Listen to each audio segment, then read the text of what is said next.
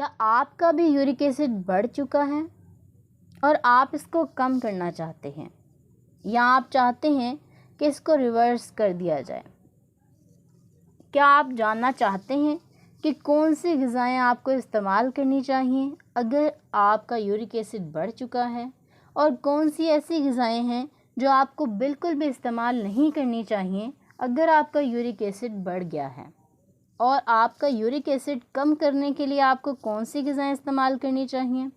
ये तमाम चीज़ें आज के इस वीडियो में आपके साथ डिटेल में डिस्कस करूँगी, इसीलिए इस वीडियो का एंड तक लाजमी देखें। बिस्मिल्लाहिर्रहमानिर्रहीम, अस्सलामुअलैकुम, welcome back to my YouTube channel. I am a consultant dietitian and nutritionist doctor Shamsa Malik. उम्मीद करती हूँ कि आप सब बिल्कुल खैरियत से होंगे और बहुत अच्छे तरीके से अपनी ज़िंदगी गुजार रहे होंगे। आज के इस वीडियो में मैं बात करूँगी कि यूरिक एसिड क्या है, यूरिक एसिड बढ़ जाता है, क्यों बढ़ जाता है, इसकी साइन और सिम्टम्स क्या हैं, और अगर आपका यूरिक एसिड बढ़ गया है तो आपको अपनी डाइट में किन चीज़ों को शामिल करना चाहिए, और वो कौन सी चीज़ें हैं जिन्हें आपने अपनी डाइट में कम कर देना है। सबसे पहले बात कर लेती हूँ कि यूरिक एसिड क्या होता है।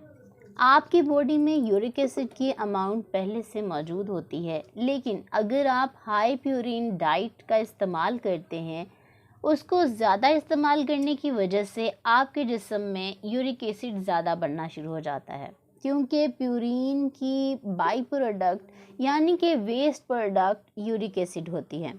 अगर आपके जिस्म में यूरिक एसिड की मिकदार ज़्यादा हो जाए तो वो क्रिस्टल्स की फॉर्म में आपके जिस्म में डिपॉजिट होना शुरू हो जाता है, यानी कि एक्यूमुलेट होना शुरू हो जाता है, और अक्सर औकात ये आपके पाँव के अंगूठे वाली जगह पर इसके क्रिस्टल्स बनना शुरू हो जाते हैं और आपको गाउट का मसला हो जाता है, गैंठिया का मसला हो जाता है। आपके पाँव में स्वेलिंग होती है अंगूठे वाली जगह पर और बहुत ज़्यादा शदीद दर्द का मसला रहता है। अक्सर लोगों को जॉइंट पेन का मसला होना शुरू हो जाता है और अक्सर ख़वातीन की एड़ियों में भी दर्द रहता है। अगर आप इसको टाइमली ट्रीट नहीं करते, वक्त पे इसका इलाज नहीं करते, तो ये सीवियर कंडीशंस इख्तियार कर सकता है। बाज़ औक़ात यूरिक एसिड को कम करने के लिए अदवायात दी जाती हैं। कुछ डॉक्टर्स आपकी कंडीशन को देखते हुए अदवायात आपको रिकमेंड करते हैं, और बाज़ औक़ात अगर आपका यूरिक एसिड बहुत ज़्यादा नहीं बढ़ा हुआ, क्योंकि वो कंट्रोल हो सकता है अगर उसकी अमाउंट कम है, अगर उसकी मिकदार कम है, तो उसके लिए आपको अपनी डाइटरी मॉडिफिकेशंस करनी चाहिए, यानी कि अपनी खुराक को मद्देनज़र रखते हुए कि कौन सी चीज़ें आपने खानी हैं और कौन सी नहीं खानी, इसका ख्याल रखना पड़ेगा। और आज के इस वीडियो में आपको बताने वाली हूँ कि आपने कौन सी चीज़ें खानी हैं अगर आपका यूरिक एसिड बढ़ गया है और कौन सी चीज़ें नहीं खानी। सबसे पहले बात कर लेती हूँ उन चीज़ों की जो आप बिल्कुल इस्तेमाल नहीं करेंगे या उनका आपने कम से कम इस्तेमाल करना है अगर आपका यूरिक एसिड बहुत ज़्यादा हाई है।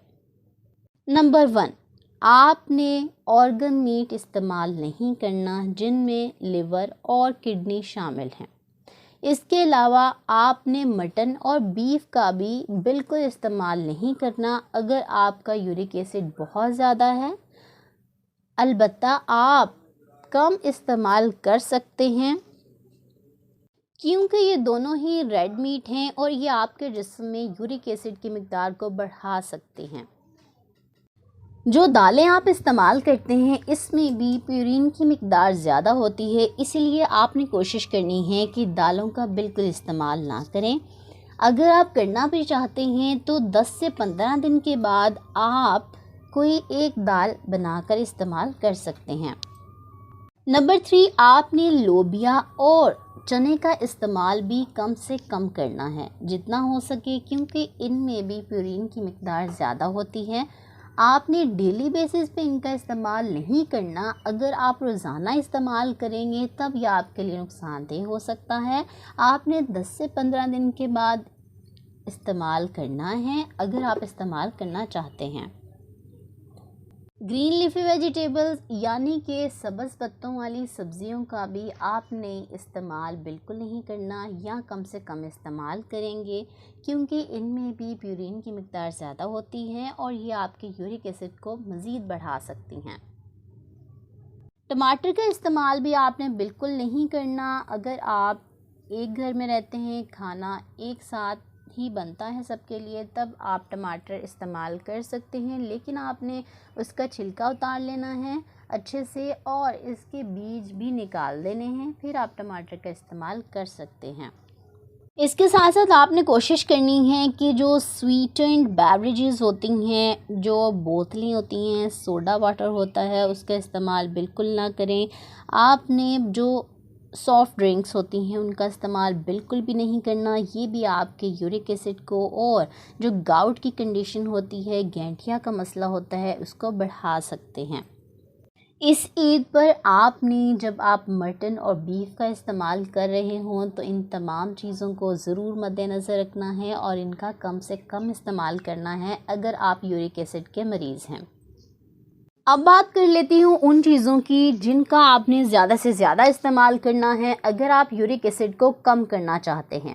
जी हाँ, आपने रोज़ाना 10 से 12 गिलास पानी ज़रूर पीने हैं और इसके अलावा आप 14 गिलास तक पानी पी सकते हैं एक दिन में। इससे क्या होगा कि यूरिक एसिड की जो कंसंट्रेशन आपकी बॉडी में बढ़ी हुई है, जिसकी वजह से आपको मुख्तलिफ़ तरह की पेन हो रही है, जॉइंट पेन का मसला है, गाउट का मसला है, ये तमाम मसाइल हल हो जाएंगे अगर आप पानी का ज़्यादा से ज़्यादा इस्तेमाल करेंगे। यूरिक एसिड की मिक़दार आपके जिस्म से निकलना शुरू हो जाएगी, कम होना शुरू हो जाएगी और आप इस मसले से निजात हासिल कर सकते हैं।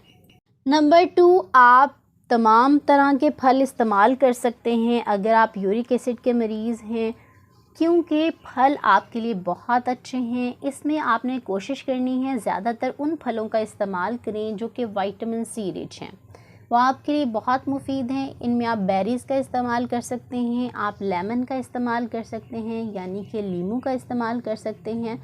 लेमन वाटर, लीमू पानी आपके लिए बहुत मुफीद है अगर आप यूरिक एसिड के पेशेंट हैं। इसके अलावा आप ऑरेंज जूस का इस्तेमाल कर सकते हैं। ये तमाम फंक्शनल फूड के तौर पर काम करते हैं और आपके जिस्म में यूरिक एसिड की मिक़दार को कम करते हैं, जिससे आप यूरिक एसिड की वजह से होने वाली कॉम्प्लिकेशन से भी निजात हासिल कर सकते हैं। इसके अलावा अगर आप यूरिक एसिड को कम करना चाहते हैं तो आप दलिए का इस्तेमाल कर सकते हैं। आप जौ का दलिया भी इस्तेमाल कर सकते हैं। इसके अलावा ओट मील यानी कि जई का इस्तेमाल भी कर सकते हैं और आप वाइट मीट का इस्तेमाल कर सकते हैं। अगर आप अपनी प्रोटीन की रिक्वायरमेंट को पूरा करना चाहते हैं तो आप रेड मीट की जगह पर वाइट मीट का इस्तेमाल कर सकते हैं, जैसा कि आप चिकन का इस्तेमाल कर सकते हैं, फ़िश का इस्तेमाल कर सकते हैं। आप हफ्ते में 2 से 3 बार मुर्गी का गोश्त खा सकते हैं या मछली का इस्तेमाल कर सकते हैं। आपने हाई फैट चीज़ों का इस्तेमाल नहीं करना, जैसा कि बलाई जिस दूध पे आई हुई है वो आप इस्तेमाल नहीं करेंगे। आप बलाई उतार कर दूध इस्तेमाल कर सकते हैं।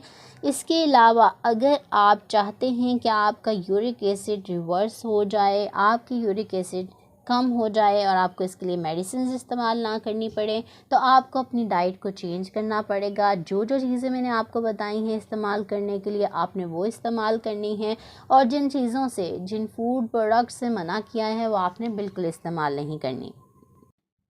हरे पत्तों वाली सब्जियों के अलावा आप तमाम सब्जियां इस्तेमाल कर सकते हैं। इसके अलावा आप पीनट्स यानी कि मूंगफली और पीनट बटर का भी इस्तेमाल कर सकते हैं। ये आपको एनर्जी भी देंगी और आपके जिस्म में यूरिक एसिड की मिक़दार को कम भी करेंगी। आपने अपने आप को फ़िज़िकली एक्टिव रखना है। आपने डेली बेसिस पे वॉक करनी है और वॉक आपने तेज़ तेज़ करनी है। 30 मिनट के लिए आपने कोशिश करनी है इतनी तेज़ वॉक करें कि आपकी हार्ट बीट तेज़ हो जाए और इसके अलावा आपको पसीना भी आना चाहिए। इससे क्या होगा कि आपके जिस्म में तमाम प्रोसेसेस नॉर्मली होंगे और आपको किसी भी तरह का कोई भी मसला नहीं होगा। उम्मीद करती हूँ कि आज की वीडियो आपको बहुत अच्छी लगी होगी और इस ईद पर आप ख़ास ख्याल रखेंगे ताकि आपका यूरिक एसिड ना बढ़े और अपना बहुत सा ख्याल रखेंगे। अगर आपको आज की वीडियो पसंद आई है तो मेरे चैनल को सब्सक्राइब कर लें, वीडियो को लाइक और शेयर अपने दोस्तों और रिश्तेदारों के साथ ज़रूर करें। और इसके अलावा अगर आपका कोई क्वेश्चन है तो आप कमेंट बॉक्स में मुझसे पूछ सकते हैं। और इसके साथ साथ आपने बेल नोटिफिकेशन को ज़रूर ऑन कर लेना है ताकि आने वाली तमाम वीडियो सबसे पहले आप तक पहुंच सकें। अपना बहुत सा ख्याल रखें, मुझे दुआ में ज़रूर याद रखें। इंशाल्लाह मिलती हूँ नेक्स्ट वीडियो में एक नए टॉपिक के साथ। तब तक के लिए मुझे दे इजाज़त। अल्लाह हाफ़िज़।